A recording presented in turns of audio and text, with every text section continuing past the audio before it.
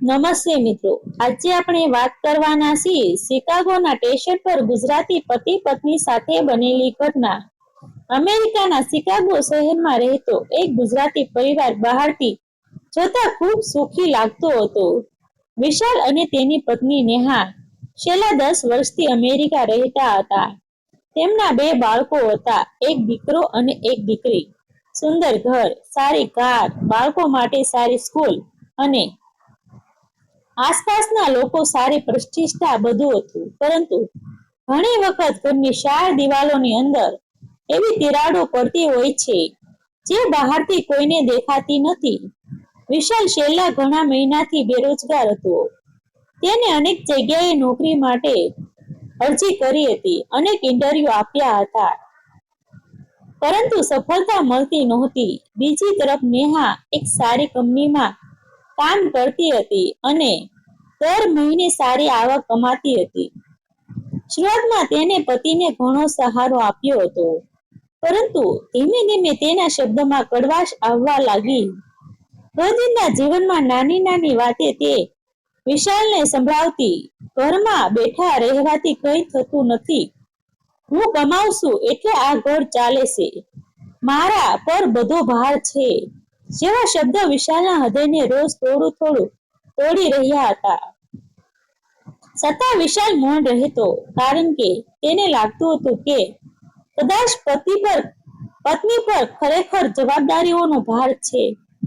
તે રોજ સવારે બાળકોને તૈયાર કરતો, તેમને સ્કૂલે મૂકવા જતો, ઘરના કામમાં મદદ કરતો, નોકરી શોધતો અને પરિવારને સાંભળવાનો પ્રયત્ન કરતો. પરંતુ ઘણી વખત માણસની મહેનત નહીં, તેની કમાણી દુનિયાને દેખાય છે. એક દિવસ શિયાળાની સાંજ હતી. આખા દિવસ દરમિયાન વિશાલ એક સંભવિત નોકરી માટેની મીટિંગમાં ગયો હતો. તે મીટિંગ આશા કરતા ઘણી લાંબી ચાલી. તેને લાગતું હતું કે કદાચ આ વખતે કંઈક સારું થશે. ઇન્ટરવ્યુમાં તેની વાત સારી રીતે સાંભળવામાં આવી હતી અને મેનેજરે પણ સકારાત્મક સંકેત આપ્યા હતા. મીટિંગ પૂરી થયા ત્યારે તે ઝડપથી મેટ્રો સ્ટેશન તરફ દોડ્યો, પરંતુ નસીબે જાણે ફરી તેની કસોટી લેવાની નક્કી કર્યું હોય એમ મેટ્રો તેની આંખો સામે જ નીકળી ગઈ. હવે બીજી મેટ્રો 1 કલાક પછી હતી. તેણે નેહાને ફોન કરીને સમજાવવાનો પ્રયત્ન કર્યો કે તે મોડો પડશે, પરંતુ ફોન ન લાગ્યો. તેને મેસેજ પણ કર્યો. ત્યારબાદ તે સ્ટેશન પર બેસીને રાહ જોવા લાગ્યો. તેના મનમાં અનેક વિચારો ચાલી રહ્યા હતા. જો આજે નોકરી મળી જાય તો કદાચ ઘરમાં ફરી ખુશી આવી જાય, કદાચ પત્નીના ચહેરા પર ફરી પહેલાની જેમ સ્મિત જોવા મળે, કદાચ બાળકોને પણ લાગશે કે તેમના પપ્પા જીત્યા. આ વિચારો વચ્ચે 1 કલાક પસાર થયો અને પછી તે ઘરે જવા માટે નીકળ્યો. બીજી તરફ નેહા સ્ટેશન પર તેની રાહ જોઈ રહી હતી. ઓફિસમાંથી થાકીને આવી હતી. મનમાં પહેલેથી જ ગુસ્સો હતો. સમય પસાર થતો ગયો અને વિશાલ દેખાયો નહીં. ગુસ્સો વધતો ગયો. આખરે જ્યારે વિશાલ સ્ટેશન પર પહોંચ્યો ત્યારે નેહા પોતાનો ગુસ્સો કાબૂમાં રાખી શકી નહીં. આસપાસના ઘણા લોકો હતા, પરંતુ તેની સામે કોઈ પરવા નહોતી. તેને ઊંચા અવાજે બોલવાનું શરૂ કર્યું, હું આખી જિંદગી નકામી રહી. હું બાળકો અને ઘરનું ધ્યાન રાખું છું. હું 40 થી 50 હજાર રૂપિયા નહીં, ડોલરમાં કમાવું છું. તું શું કરે છે? તારા કારણે મને બધું એકલીને સાંભળવું પડે છે.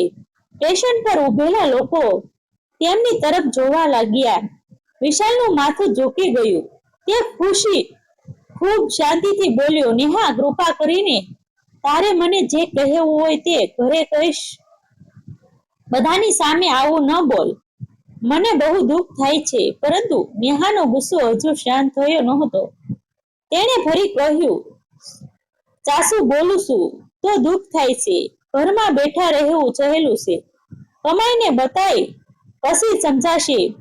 વિશાલની આંખોમાં પાણી આવી ગયું. તેને હાથ જોડીને કહ્યું, તું મને છોડીને પણ જઈ શકે છે. તારી જિંદગી માટે તું સંપૂર્ણ આઝાદ છે, પરંતુ ભગવાનને ખાતર મને શાંતિથી જીવવા દે.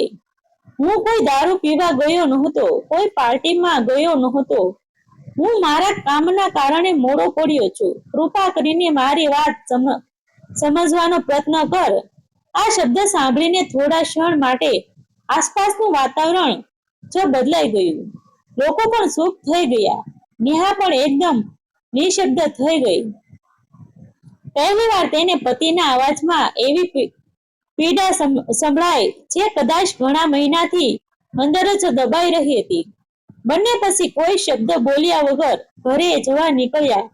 આખો રસ્તો મૌનમાં પસાર થયો. કારની બારીની બહાર શહેરની લાઈટો ચમકી રહી હતી, પરંતુ તેમના સંબંધોની અંદર અંધકાર ઘેરાયેલો જઈ રહ્યો હતો. ઘરે પહોંચતા જ દરવાજો ખુલ્યો અને અંદરથી બંને બાળકો દોડતા બહાર આવ્યા. પપ્પા આવી ગયા, પપ્પા આવી ગયા કહીને તેઓ સીધા વિશાલને વળગી પડ્યા. દીકરીએ તરત જ પોતાનો સ્કૂલનો પ્રોજેક્ટ બતાવવાનો શરૂ કર્યો અને દીકરાએ ઉત્સાહથી કહ્યું, પપ્પા, આજે મેં મેચ જીતી. વિશાલના ચહેરા પર થાક હોવા છતાં તરત જ સ્મિત આવી ગયું. તેણે બંને બાળકોને પ્રેમથી ભેટી લીધા. એ દ્રશ્ય જોઈને નેહા એક ક્ષણ માટે સ્થિર થઈ ગઈ. તેને સમજાયું કે જે માણસને તે આખી દુનિયા સામે નિષ્ફળ કહી રહી હતી, એ જ માણસ તેના બાળકો માટે આખી દુનિયા હતો.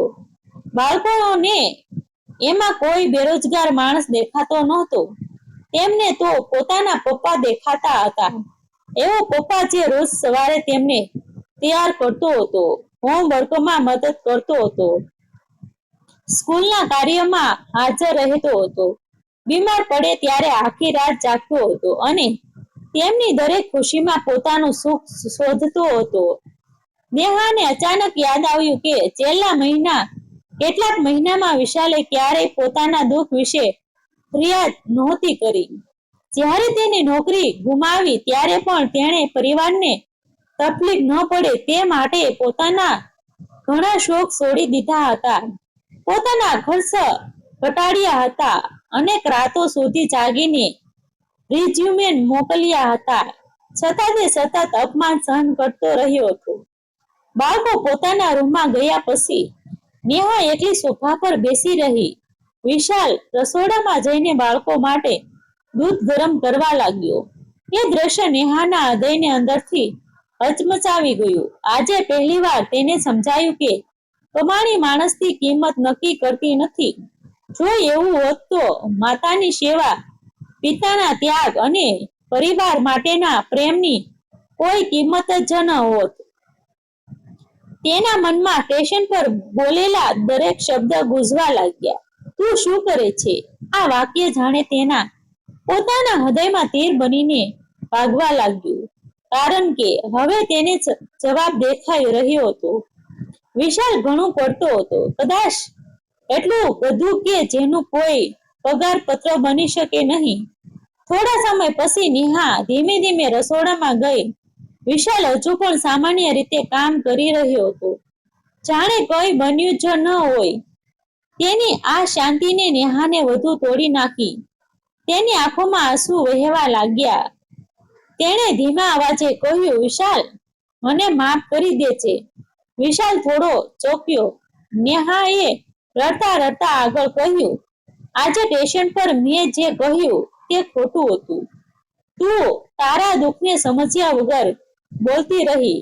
હું કમાણીના ગર્વમાં અંધ બની ગઈ હતી, પરંતુ આજે બાળકોને જોઈને સમજાયું કે ઘરને ફક્ત પૈસાથી નહીં, માણસાઈથી પણ ચલાવવામાં આવે છે.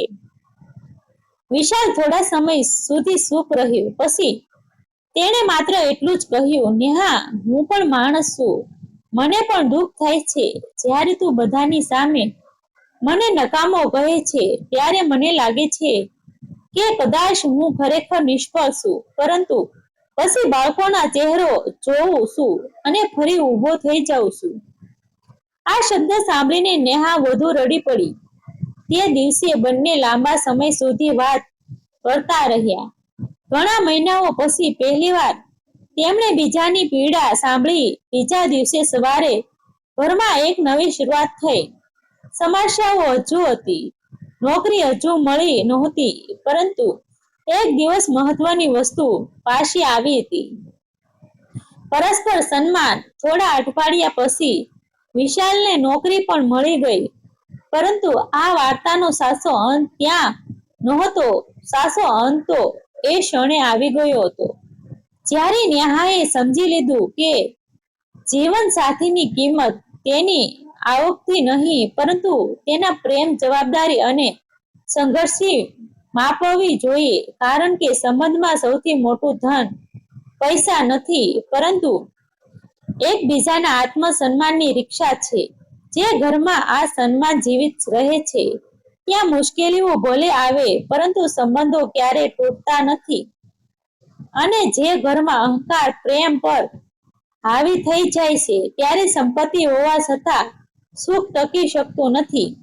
આ સત્ય એ રાત્રે અમેરિકાના એક ગુજરાતી પરિવારને સમજાયું, અને કદાચ આ સત્ય દરેક પરિવારને સમયસર સમજાઈ જાય તો અનેક સંબંધો તૂટતા બચી શકે. મિત્રો, આ વાર્તા કાલ્પનિક છે. આપેલા પાત્રના નામ અને દ્રશ્યો પણ બદલેલા છે.